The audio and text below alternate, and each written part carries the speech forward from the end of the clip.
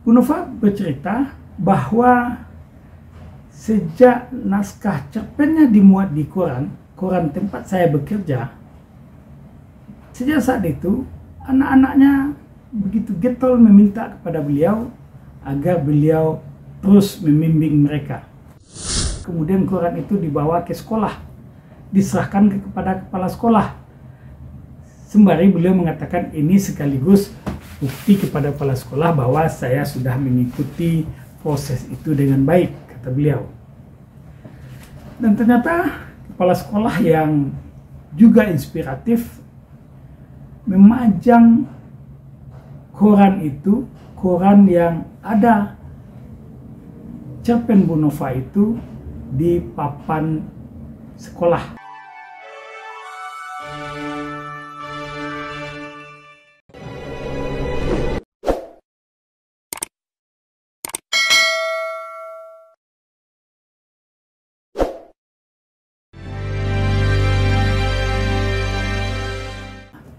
Assalamualaikum warahmatullahi wabarakatuh. Dosen Firdaus Abi. Nih, salam literasi. Saya ingin berbagi cerita tentang Bu Nova. Ya, Bu Nova Yarnis. Suatu ketika, saat saya sampai di SMP 2 Tanjung Ampalu, Kabupaten Sijunjung, Sumatera Barat, saya disambut Bu Nova Yarnis, guru bahasa Indonesia SMP 29 Sijunjung. Bu Nova dengan senang dan wajah yang cerah mengatakan kepada saya bahwa anak-anaknya saat ini sedang giat-giatnya, sedang bersemangat-semangatnya untuk menulis. Tentu saja kabar ini menyenangkan saya, karena salah satu aktivitas saya adalah menyebarkan virus aktif menulis dan rajin membaca. Bu Nova bercerita bahwa sejak naskah cerpennya dimuat di koran tempat saya bekerja, ya sekitar 2 bulan sebelumnya, sejak saat itu anak-anaknya begitu getol meminta kepada beliau agar beliau terus membimbing mereka. Tentu saja Bu Nova merasa ini surprise dan hadiah yang luar biasa bagi dia. Itu kata beliau. Karena cerpen yang dimuat di media saya itu, kata beliau itu cerpen pertama beliau yang dimuat di koran. Ya, di koran. Proses muatnya juga sangat tidak diduga beliau. Ya, beliau tidak menduga. Jadi ceritanya begini. Saya dipertemukan dalam sebuah kegiatan dengan Bu Nova ketika itu, sekitar 2 atau 3 bulan sebelum pertemuan dengan Bu Nova di SMP 2 Tanjung Ampalu itu. Ya, 3 bulan sebelum kami bertemu di SMP Tanjung Ampalu itu.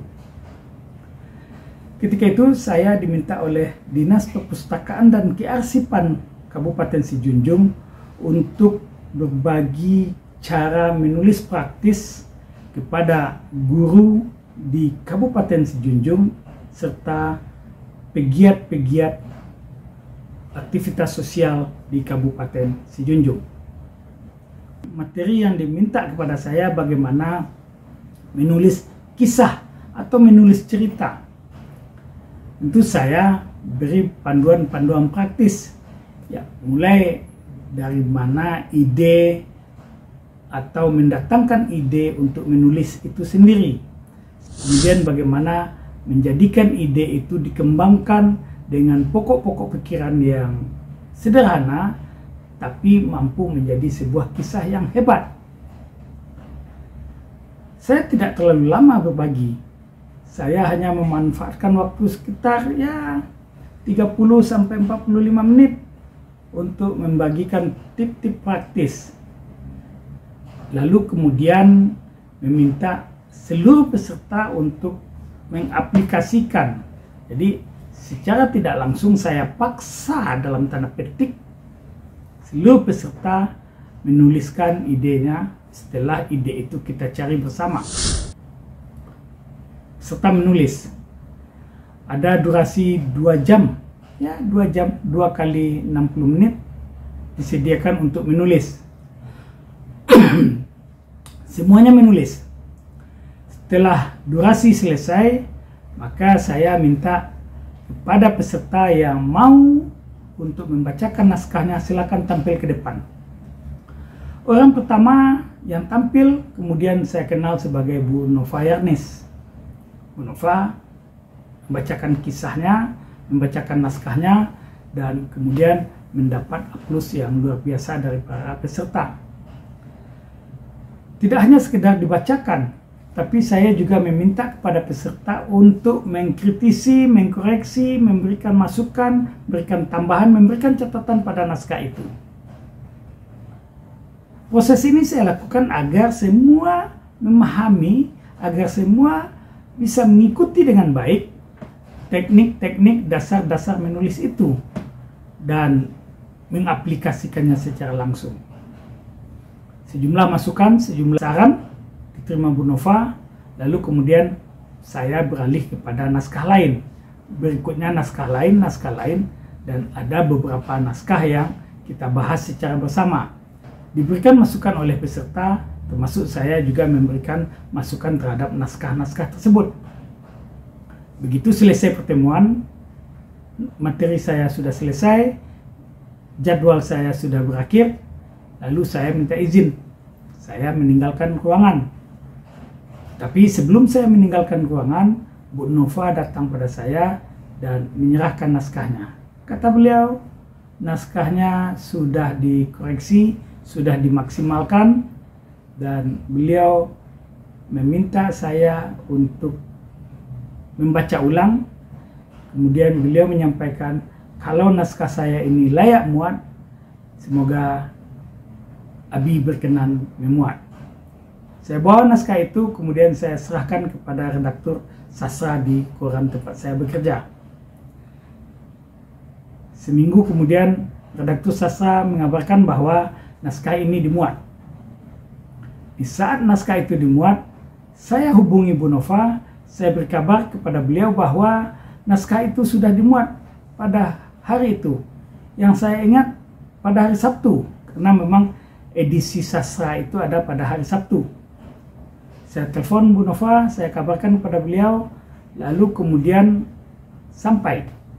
Dan ternyata saat bertemu dengan Bu Nova di SMP 2 Tanjung Ampalu tersebut, Bu Nova mengabarkan pada saya bahwa setelah beliau mendapatkan informasi dari saya naskah beliau dimuat, beliau cari korannya, dapat, kemudian koran itu dibawa ke sekolah, diserahkan kepada kepala sekolah. Sembari beliau mengatakan ini sekaligus bukti kepada kepala sekolah bahwa saya sudah mengikuti proses itu dengan baik, kata beliau. Dan ternyata kepala sekolah yang juga inspiratif memajang koran itu, koran yang ada cerpen Bu Nova itu di papan sekolah atau papan yang persis berada di depan ruangan kepala sekolah, sehingga anak-anaknya, warga sekolah bisa membaca karya itu dengan terbuka. Dan sejak saat itu anak-anak meminta Bu Nova untuk mengaktifkan kembali sanggar sastra di sekolahnya dan sekaligus meminta Bu Nova untuk membimbing mereka. Mereka juga meminta kepada kepala sekolah agar sanggar sastra itu didirikan dan Bu Nova yang membimbing mereka, karena mereka sudah tahu hasil dari karya tulis Bu Nova berbentuk cerpen yang dimuat di koran. Saya ucapkan selamat kepada Bu Nova ketika itu. Saya turut bangga dan kemudian baru saya masuk ke ruangan untuk berbagi dengan guru SMP Kabupaten Sejunjung, khususnya guru-guru yang berada di MGMP Bahasa Indonesia Gugus 1 Kabupaten Sejunjung. Ketika itu pelatihan menulis cerpen. Bagaimana keseruan ini? nanti saya akan berbagi dengan dan sanak Firdaus Abi semua pada materi berikutnya. Tapi sebelumnya saya punya oleh-oleh. Ini sebuah buku kumpulan cerpen, judulnya Tasbih untuk Papa. Buku ini ditulis oleh Zilan Zalila. Ada belasan cerpen di dalam buku ini, dan belasan cerpen itu sudah dimuat di berbagai media harian yang ada di Kota Padang, termasuk salah satu naskah yang diikutkan pada lomba menulis cerpen remaja tingkat nasional. Karya Zilan salah satu dari 111 penulis muda Indonesia. Cerpen pertama Zilan Zalila ini dimuat di koran saat dia kelas 5 SD, dan kumpulan cerpen ini diluncurkan saat Zilan Zalila kelas 1 SMA atau kelas 10. Demikian kisah inspiratif pada kesempatan kali ini berkaitan dengan pengembangan literasi di sekolah. Salam literasi. Assalamualaikum warahmatullahi wabarakatuh. Sampai jumpa.